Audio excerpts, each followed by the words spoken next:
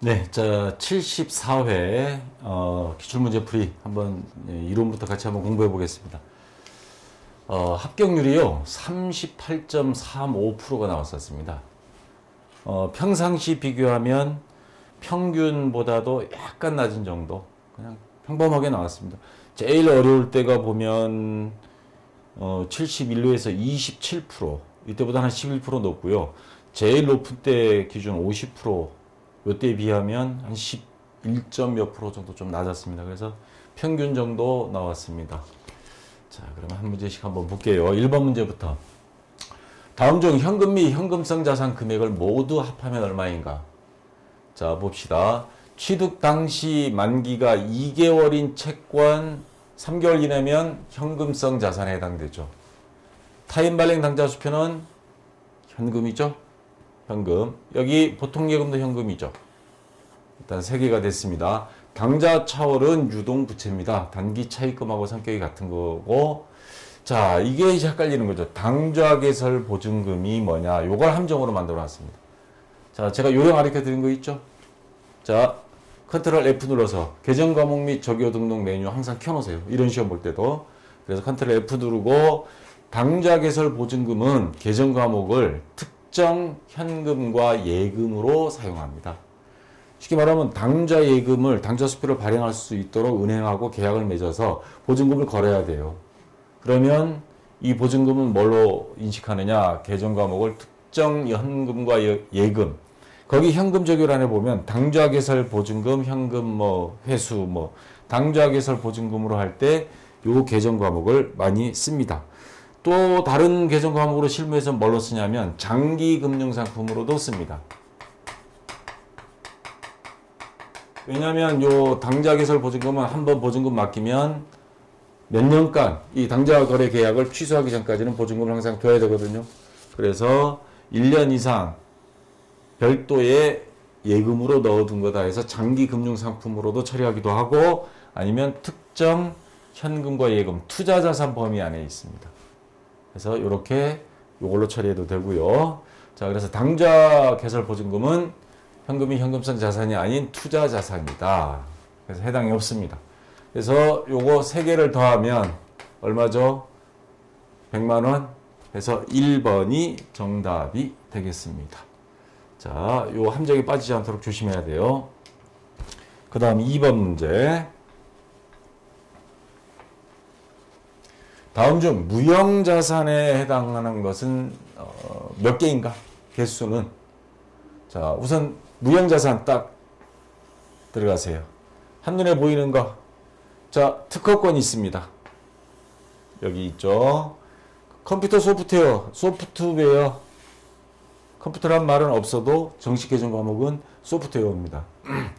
상표권이 있어요. 그 다음에 이제 나머지 여기 영업권, 임차관리비, 경상개발비 여기 언뜻 보면 다 있는 것 같아요. 왜냐하면 영업권이라고 있잖아요, 여기. 근데 조건이 뭡니까? 내부적으로 창출된 영업권. 우리 장사 잘 되니까 우리 무형자산 장부에 적자. 영업권은 이 돈 주고 샀을 때만입니다. 돈 주고 샀을 때. 이 경우에는 내부적으로 창출된 거는 안 됩니다. 외부적으로 돈 주고 샀을 때만. 그래서 얘는 해당이 안 돼요. 자, 그 다음에 개발비는 개발비인데 여기 보면 개발비가 있어요. 근데 앞에 뭐가 붙었냐면 경상자가 붙었습니다. 경상이란 뜻은 약하다, 적다 이런 뜻입니다. 다시 말해서 개발하기 전에 본격적인 개발 전에 시험 연구 단계입니다. 그래서 경상개발비는요. 여기 다음 가보면 경상개발비 컨트롤 F로 눌러서 보면 경상개발비라는 항목이 있어요. 보면 경상연구개발비, 판매비와 관리비입니다. 경상연구개발비와 개발비는 다른 개념입니다. 그래서 자, 개발비가 아닌 경상개발비 또는 경상연구개발비는 판매비와 관리비여서 무형자산이 아니고 아니다라는 거, 단기 비용으로 처리한다는 거. 자, 이제 남은 거는 요 임차권리금에 대해서 한번 생각해 봐야 됩니다. 거기 보면 그 3번, 4번, 5번째죠. 임차권리금. 이거는 검색해봐도 안 나와요. 임차 권리금이라는 게 뭐예요? 우리 사회에서 보면 점포를 하나 빌리러 식당 하려고 딱 차리려고 하니까 아 여기 권리금이 있다. 지금 현재 살고 있는 사람들한테 줘야 된다. 대부분 다 줘요. 근데 나중에 집주인이 나가라. 우리 건물 헐고 새로 뭐 인테리어 할 거다. 그래서 권리금도 뺏어가는 경우가 있어 법적 분쟁들 많이 하는데 권리금은 실질적으로 현재는 많이 주고받습니다. 그럼 새로 들어간 사람이 앞에 먼저 건물 사용한 사람한테 권리금 주고 자기가 삽니다. 일종의 이게 우리는 임차 권리금이라는 용어를 쓰는데 이게 회계에서는 쓰는 용어는 영업권입니다. 같은 말이에요. 아까 뭐라 그랬어요? 영업권은 내부적으로 창출된 건 안 되고 돈 주고 산 것만 된다고 그랬죠. 돈 주고 산 게 바로 임차 권리금이에요. 이게 같은 건데 용어만 다른 겁니다. 그래서 임차 권리금, 영업권은 무형자산에 아까 들어갔죠. 그래서 임차 권리금이란 점포의 장소적 이점이나 영업 허가권이 대가로서 수수되는 금전과 같이 어떤 권리를 양수, 우리가 권리를 사는 겁니다. 대가로서 수수되는 금전. 그래서 임차 권리금은 영업권이다. 같은 말이다. 개발비는 무형자산인데 경상개발비 또는 경상연구개발비는 판매비와 관리비다. 그래서 아차하면 실수할 수 있는 문제였습니다. 그래서 정답은 특허권. 이건 안 됐고 소프트웨어. 컴퓨터는 뭐 특별한 의미가 있는 건 아니에요. 자, 요거 되고요. 이거 안 됐죠. 임차 권리금은 영업권이라서 되고 특허권, 상표권 하면 4개에 해당합니다. 무형자산에 해당하는 거. 그래서 2번이 정답 되겠습니다. 자, 됐고요. 자, 다음 3번 문제. 다음 중 일정 시점이 기업이 자산부채 자본 내역을 알 수 있는 보고서. 이건 2급에서도 가장 기본적인 문제죠. 재무 상태표. 만약에 일정 기간이 기업이 경영 성과, 즉 수익과 비용이 그 상태를 알 수 있는 거는 손익계산서고요.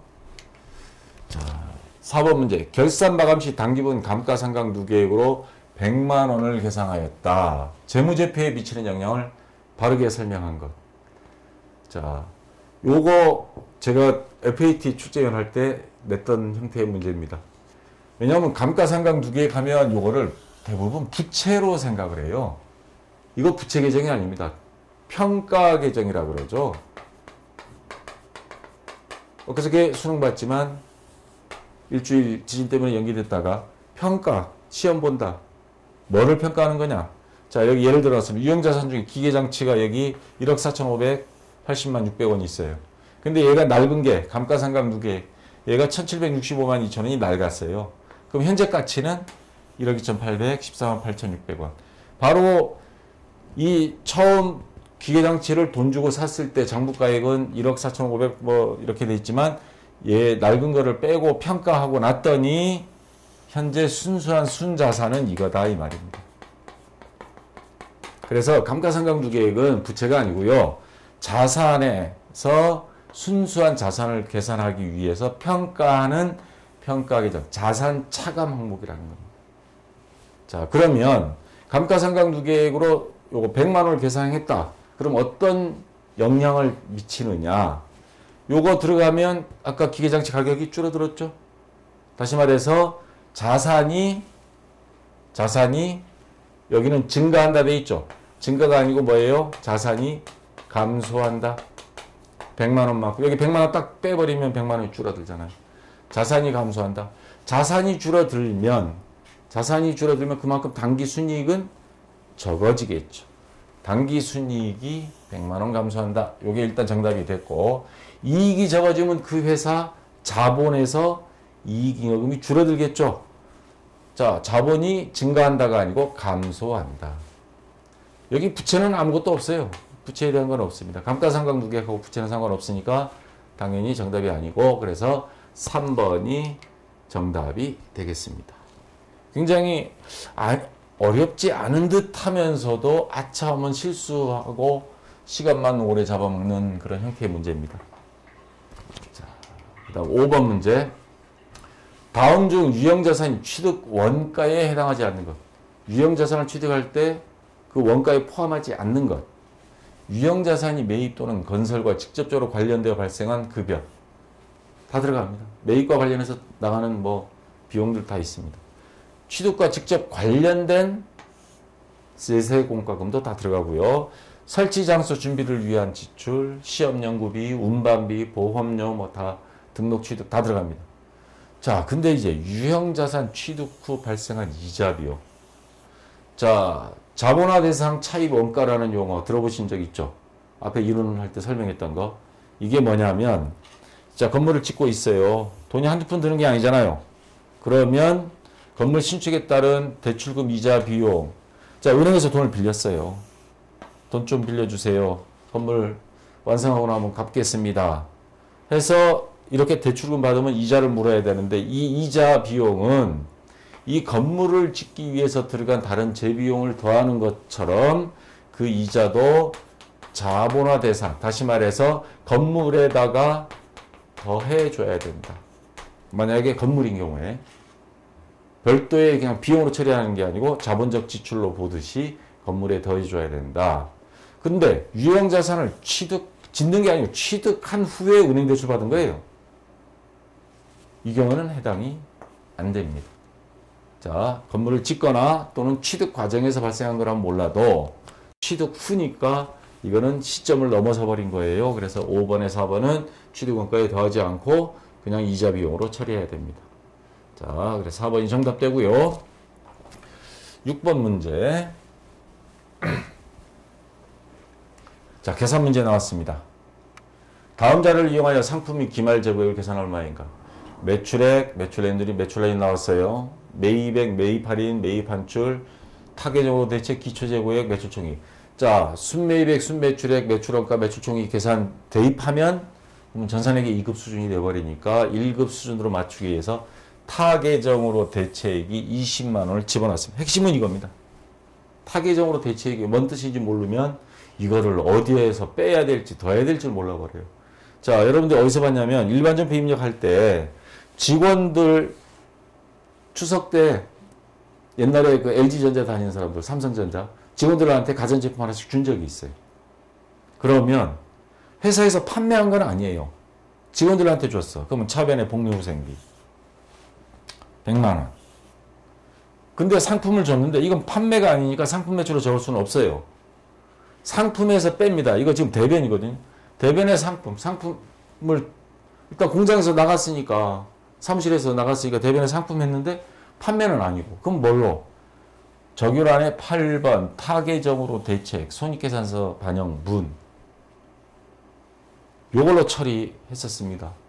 이건 뭐냐면 상품을 매입했는데 매입한 상품이 판매하지 않고 딴 데 써버린 거예요. 원래 목적에 쓰지 않고 다른 데 써버린 거. 예를 들어서 거래처에 그냥 공짜로 줬다든가 뭐 그런 경우는 매출액으로 본다 그러지만 직원한테 준 거는 매출액으로 보기는 좀 그렇잖아요. 그래서 뭐 홍보 목적으로 쓴다든가 그런 경우에 타계정으로 대체액으로 이렇게 반영을 하는데 그러면 요거는 이 금액은 어디다 대입을 해야 될 거냐? 자, 매입액에서 빼버립니다. 애시당초 매입 안 했던 거. 그러면 이 공식에서 보면 애시당초 매입 안 하고 그냥 회사에서 사서 직원들한테 많이 줬다. 그런 식으로 장부를 바꿔버리는 거죠. 그래서 타계정으로 대체액은 총 매입액에서 빼버립니다. 여기서 차가 만나는 거. 매입의 누리, 매입 할인, 매입 환출 빼듯이 여기 마이너스 돼 있네. 플러스가 돼야죠. 이거. 그래야 여기서 빼지니까. 안 그러면 이거 마이너스 더해져 버리니까. 예, 오타 있습니다. 자, 총 매입액에서 빼야 됩니다. 이렇게. 그래서 이것만 여러분들이 조심하면 어려운 문제는 아닌데 자, 금액 하나씩 대입해 볼게요. 우선 순매출액 구하려면 자, 총 매출액이 200만 원. 자, 여기서 빼죠. 매출액률이 30만 원 있어요. 그 다음에 또 뭘 뺄 거냐? 매출 할인 20만 원. 매출 할인은 없습니다. 그러면 50만 원 빼면 순매출액은 여기다 할게요. 150만 원. 자, 순매출액 여기 또 갖다 적용하면 되겠죠. 150만 원 마이너스 이제 매출원가를 구해야 되는데 매출원가 구하려면 순매입액 구해야 돼요. 그래서 순매입액 계산하려면 총매입액 150만 원이죠. 자, 여기서 빼야 될 게 매입 할인 5만 원 빼고요. 그 다음에 매입 환출 10만 원 빼고 여기다가 또 아까 이야기한 타겟적으로 대책 직원들한테 줘버린 거 자, 요거까지 해서 빼줘야 됩니다. 이렇게 해서 계산하면 순매입액이 얼마가 나오죠? 이게 6번 문제. 자, 순매입액이 얼마 나와요? 이게 다 빼면 내가 이건 안 적어놨네. 15만 원, 35만 원, 35만 원 빼면 35만 원, 115만 원 나오나요? 115만 원. 예. 자, 115만 원 나왔습니다. 그러면 매출원가 기초상품 재고액 3만 원. 자, 플러스 순매입액 아까 115만 원. 마이너스 기말상품 재고액. 우리가 구할 건 이거예요. X. 자, 그러면 이제 X를 구하려면 매출원가를 알아야 되겠죠. 자, 매출 총익이 단서조항이 있어요. 37만 원. 그러면 매출원가를 알 수 있죠. 이걸 Y라 놓고. 그러면 매출원가가 얼마 나와요? 37만 원 마이너스 이제 하면 113만 원. 113만 원. 맞아요? 예. 37만 원 더하면 내가 계산을 잘못해요. 예, 맞네. 113만 원. 자, 매출원가를 여기다 113만 원. 자, 대입하면 요 기말상품 재고액이 나오겠죠? 자, 그러면 얼마예요? 5만 원. 맞나요? 네, 맞네요. 120만 원에 5만 원 빼면 네, 113만 원. 113만 원.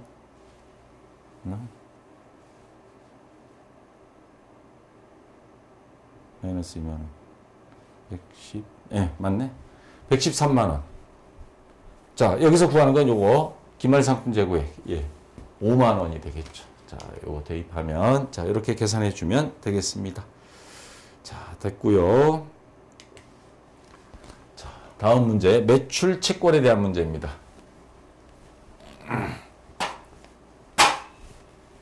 다음 매출 채권에 대한 설명 중 잘못된 것.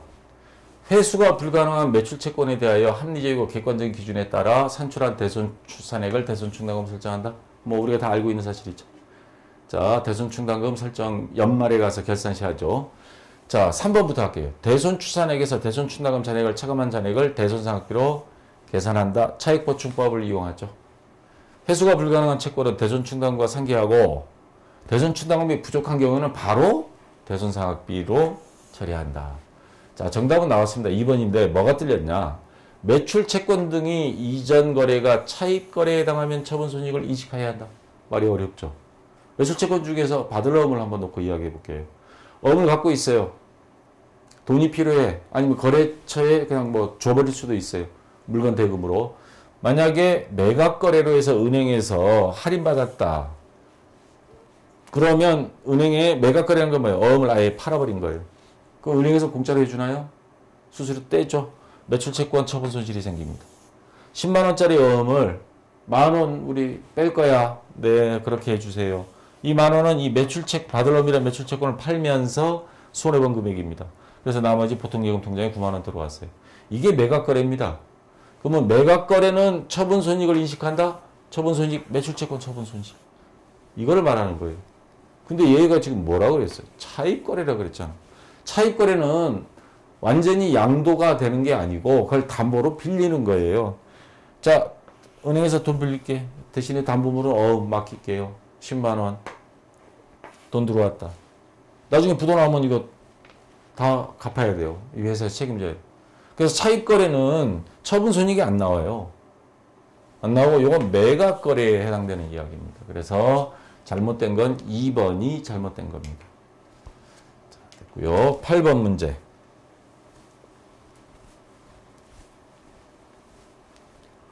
도매업을 영위하는 주식회사 전자 이 비용 관련 자료이다. 다음 중 영업외 비용 합격은 얼마인가? 자, 이거 광고 선전비는 판매비 관리비죠. 감가상각비 마찬가지 판매비와 관리비. 재고자산 감모손실 비정상적인 발생입니다. 정상적인 발생은 재고자산 안에 물건이 있는데 그게 뭔가가 좀 뭐 무게가 줄었다든가 그런 경우. 정상적인 건 매출원가에 포함하고 비정상적인 건 영업의 비용 보세요. 거기 보면 재고자산 감모손실 영업의 비용으로 처리합니다. 자, 그 다음에 기부금 영업의 비용이죠. 그럼 영업의 비용은 두 개입니다. 그래서 100만원 100만원 합치면 정답은 2번 200만원이 정답이 되겠습니다. 자, 정상적인 재고자산 감모손실은 매출원가, 비정상적인 재고자산 감모손실은 영업의 비용으로 처리하는 게 기업회계 기준 원칙입니다. 9번 문제. 다음 자료를 이용하여 선입선출법과 평균법에 의한 재료비 완성품 환산량을 차이는 얼마인가? 각각 구해서 두 개 다른 방법으로 했을 때 차이가 얼마 나느냐 이 말이죠.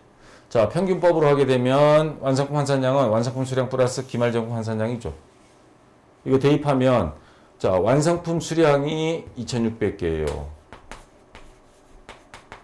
플러스 기말제공품 환산량인데 지금 원재료에 대한 거죠. 근데 원재료는 공정초에 전량 투입하고 가공비는 공정 전반에 걸쳐 균등하게 발생한다. 지금 원재료에 대한 것만이니까 환산량이 의미가 없죠. 100% 다 이미 들어갔어요. 그러니까 수량으로 기말정품 수량 500개 그러면 3100개. 평균법은 선입선출법은 기초제공품 환산량을 빼는 거죠. 자, 완성품 수량 2600개는 똑같습니다. 플러스 기말제공품 환산량 500개 똑같아요. 마이너스 기초제공품 환산량만 빼주면 됩니다. 기초제공품이 여기 200개. 이게 또 완성도는 100%죠. 여기 50%라고 되어 있지만 재료는 완성도가 필요 없습니다. 200개 그냥 그대로. 자, 그러면 3100개에서 200개 빼면 2900개죠. 그러면 3100개 마이너스 2900 하면 200개입니다. 정답은 2번이 되겠습니다. 그렇게 어려운 건 아니에요. 자, 10번 문제.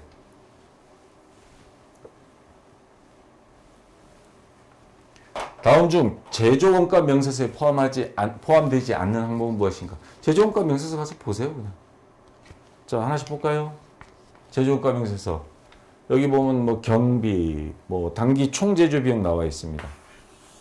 자, 우리 지금 문제에서 제조원가 명세서에 포함하지 않는 것 했으니까 지금 몇 번이에요? 2번 단기 제조 경비라는 게 요거예요. 단기 제조 경비. 그 다음에 단기 총 제조 원가라고 하는 게 자, 단기 총 제조 비용이나 원가나 같은 말입니다. 여기 딱 들어가요. 그 다음에 단기 제품 제조 원가가 들어가죠. 자, 3번도 여기 딱 한눈에 보이잖아요. 매출원가는 없습니다. 매출원가는 제조원가 명세서에 들어가 있는 항목이 아니고 손익계산서에 들어 있습니다. 그래서 정답은 4번이 되겠습니다. 그 다음에 11번 문제. 다음은 보조부문비 배부기준이다. 가장 적절하지 않은 배부기준. 우리가 원가 계산은 종류가 보면 두 가지로 나눠요. 개별 원가 계산, 종합 원가 계산, 뭐 부문별 원가 계산 이런 것도 있습니다. 근데 이 개별 원가 계산이나 부문별 원가 계산 같은 경우는 가장 어려운 문제가 제조간접비예요. 제조간접비가 이게 공통적으로 들어가는 건데 어느 쪽에 얼마를 줘야 되느냐. 그래서 가장 시험에 많이 나오는 게 뭐 단계 배부법, 직접 배부법, 상호 배부법. 그래서 뭐 계단식으로 간다 해서 뭐 단계 배부법. 보조 부문 간 용역을 일부만 반영 배부하면 직접 배부법보다 뭐 정확하나 뭐 이런 말들이 쭉 있습니다. 자, 그래서 요 보조 부문에 있는 거를 제조 부문으로 보내주는 거. 자, 요게 바로 보조 부문 배부하는 것이고 각각의 기준은 있습니다. 수선 부문은 수선 횟수, 전력 부문은 전력 사용량, 뭐 이런 것 등 여러 가지가 있는데, 자, 요거에 대해서 지금 적절하지 않은 배부 기준이 어느 거냐. 구매 부분은 뭐 주문 횟수, 주문 비용 맞고요. 동력 부문 사용 전력량, 전기 용량. 그 다음에 검사 부문은 검사 수량, 검사 횟수, 검사 시간 뭐 이런 게 적용이 됩니다. 노무관리 부문은 수선 횟수, 수선 유지 시간? 이건 수선 부문에 대한 거예요. 노무관리 부분 같은 경우는 인원수, 인건비 뭐 이런 걸 가지고 해야 되는 거죠. 그래서 적절하지 않은 거는 3번이 자동적으로 보입니다. 그래서 3번이 정답이고요. 자, 12번 문제. 다음은 제조기업이 원가 개선과 관련된 산식이다. 틀린 것. 아까 10번 문제와 비슷하죠? 단기 총제조원가, 직접 재료비, 단기 제품 제조원가, 매출원가. 그러면 여러분들 하나씩 보세요. 자, 아까 제조원가 명세서에 가보면 원재료비, 기초 원재료 재고액에 단기 원재료 매입액 더하고 요거 빼고 기말 원재료 빼고 해서 원재료비를 계산합니다. 그러면 그 공식 중에 자, 직접 재료비 2번, 12번의 2번은 기초 원재료 재고액, 단기 원재료 재고 매입액 더하고 기말 원재료 재고액 빼고 공식 그대로 있어요. 맞고요. 그 다음에 손익계산서 같은 데 가보면 제품 매출원가 구하는 공식. 기초 제품 재고액 플러스 단기 제품 제조원가 마이너스 기말 제품 재고액. 공식이 여기 나와 있습니다. 그래서 매출원가 공식 4번도 맞죠. 기초에 단기 제품 제조원가에서 기말 제품 재고액을 빼고 제조원가 명세서 가보면 자, 단기 제품 제조 원가, 단기 제품 제조 비용, 비용이나 원가나 같은 말입니다. 이거는 재료비, 농업비, 경비를 다 더한 거. 제조관제비까지. 그래서 자, 단기 총 제조 원가, 단기 총 제조 비용은 직접 재료비, 직접 농업비, 경비를 더하고 제조관제비까지 다 더한 겁니다. 근데 제조관제비가 마이너스로 돼 있어요. 요거는 이게 틀린 거죠. 이게. 단기 총 제조 원가는 재료비, 농업비, 직접 경비에 제조관제비까지 더한 거. 근데 마이너스로 나왔으니까 얘가 틀린 겁니다. 나머지는 다 맞았습니다. 자, 그래서 정답은 1번이 되겠습니다. 자, 이제 부가가치세 문제 세 문제가 있는데 다음 중 부가가치세에 대한 설명으로 틀린 것. 자, 요거 하나씩 볼게요. 부가가치세 원리가 자, 여기가 중심으로 본다면 컴퓨터 공장에서 30만 원씩 컴퓨터를 가져왔어요. 자, 부가세가 3만 원 별도예요. 그러면 컴퓨터 대리점 입장에선 3만 원 내고 요 부가세 3만 원은 매입세액이라 그럽니다. 우리가 매입하면서 부가세 낸 거. 부가세 대급금 그러죠. 자, 그러다가 이게 소비자한테 팔았어요. 소비자한테 80만 원에. 비싸게도 받아먹었네. 부가세가 8만 원 있어요. 그러면 요 부가세를 뭐라 그러냐? 매출세액이라 그럽니다. 그러면 우리가 납부할 부가세는 얼마? 8만 원 받은 거에서 매입세액 3만 원 뺀 5만 원 내면 되는 거죠. 자, 매출세액 8만 원에서 매입세액 3만 원 뺀 5만 원 납부하면 됩니다. 국세청은 이렇게 이야기하는데 전 단계를 빼고 그러니까 매입세액은 매출세액 전 단계죠. 전 단계를 빼고 나머지만 납부하게 하는 방법. 전 단계 세액공제법. 자, 이렇게 이야기하는 겁니다. 그 다음 해외 수출 대행하는 거라든가 항공기 해외에 나가는 거 선박이라든가 이런 것들은 0% 부가세를 0% 그냥 아예 안 해버리면 될 것 같은데 세금은 매기는 척은 해야죠. 또 수출은 또 장려하는 나라가 우리나라니까 그래서 0%를 대입합니다. 그러니까 부가세 세율은 10%만 있는 게 아니고 0%도 있습니다. 그 다음에 면세인 경우에 부가세는 어떻게 되냐면 면세당하는 게 농수축산물, 그 다음에 서적, 병원, 약국, 교육, 학원, 그 다음에 대중교통 있죠. 일반 서민들이 이용하는 지하철, 버스. 자, 이러한 것들, 뭐 박물관, 문화생활과 관련된 이러한 것들, 또 신문도 들어가고요. 이런 경우는 면세업종이라고 합니다. 면세업종. 자, 그럼 문제를 가서 봅시다. 부가가치세는 전단계 세액공제법을 채택하고 있다. 맞죠? 부가가치세는 0%, 영세율도 있죠. 0% 또는 10%의 세율을 적용한다. 맞습니다. 자, 면세 사업과 관련한 매입세액은 아까 농수축산물, 뭐 서적, 뭐 출판도 다 들어가요. 부가가치세 매입세 공제가 불가능하다. 지금 제가 교재 때문에 요게 세금 신고 다 하는데 면세업종입니다. 근데 인쇄사에서 인쇄할 때 부가세는 줘요. 그럼 요거를 나는 여러분들한테 부가세 안 받습니다. 면세업종이니까 부가세를 받으면 안 돼요. 그건 위법이에요. 그러면 부가세 낸 건 어떻게 하느냐? 일반적으로는 그거 전단계 세액공제법에서 마이너스 시키는데 그러면 환급이 돼버려요. 그래서 너네 부가세를 신고 안 하는, 부가세 신고 대상이 아닙니다. 부가세 신고 자체를 안 합니다. 면세업종은. 나중에 그 종합소득세만 신고해요. 그러면 매입세 공제가 안 됩니다. 환급을 안 시켜줍니다. 부가세도 신고 안 하는데 환급까지 받아가 그건 있을 수 없는 일이죠. 그래서 이거 맞는 말이고요. 자, 접대비 및 이어 유사한 지출도 사업과 관련하여 있는 지출이므로 부가가치세 매입세 공제가 가능하다? 안 됩니다, 이거. 자, 일부분은 장부상의 비용으로 접대비로 인정을 하는데 세금에 관련돼서만큼은 일체 매입세 공제가 안 됩니다. 이거 만약에 된다 그러면요. 세금 내느니 접대를 해버리고 말아요. 거래처에 막 선물 안겨주고 맨날 식사비로 그냥 돈 보내주고 그러면 불법이라든가 이런 뭐 부정청탁이 만연해버리죠. 그래서 부가세법상 접대비 같은 경우는 일체 해주진 않습니다. 그래서 4번이 가능하다가 아니고 불가능하다. 정답이 되고요. 14번 문제. 다음 중 부가가치세법상 재화의 공급으로 보지 않는 것.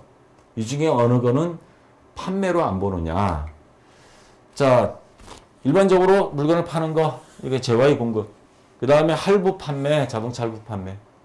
그 다음에 자동 판매기 같은 데서 무인 판매하는 경우도 다 재화의 공급으로 봅니다.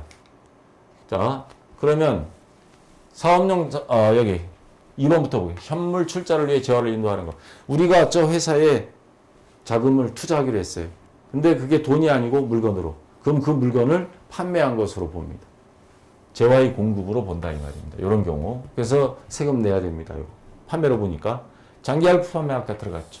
자동차 같은 거 파는 거. 그 다음 매매 계약에다 재화를 공급하는 거. 이거 뭐 정상적인 판매.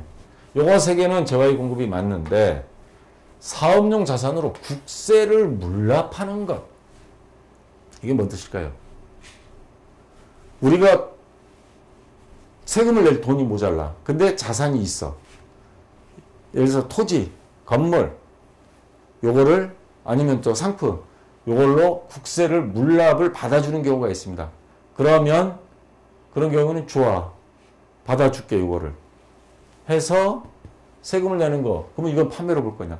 세금 낸 거니까 이거는 판매로 안 봅니다. 이 판매로 본다는 건 매출액이고 매출액이니까 세금 또 내야 된다는 거거든요.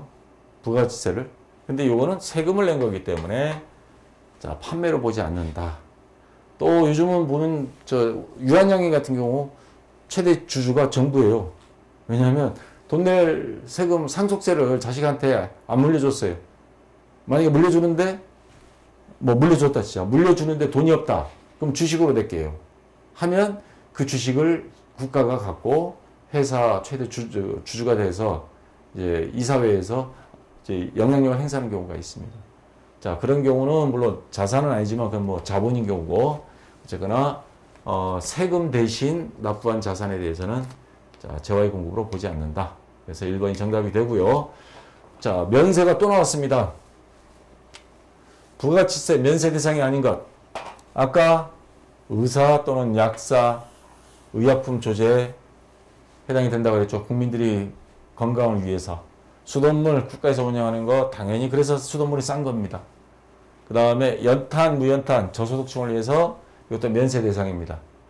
자, 근데 항공법에 따른 항공기에 의한 역외군소. 항공기는 일반 서민들이 대중교통으로 이용하는 게 아니죠. 자, 항공기 같은 경우는 이거는 면세 대상이 될 수가 없습니다. 그래서 버스라든가 이런 것들은 해당이 되고 지하철 그런 건 해당되지만 항공기는 안 되고요. 물론 해외에 국제선 뛰는 경우는 그런 경우는 영세율 대상은 되지만 자, 이거는 면세 대상은 아닙니다. 그래서 4번이 정답이고, 면세란 아까 나왔던 거 다시 한번 항공기 그림은 없죠. 자, 그래서 정답은 4번이 되겠습니다. 자, 수고했고요. 좀 쉬었다가 프로그램 설치하시고 실무 시험 같이 해보도록 하겠습니다. 자, 수고했습니다.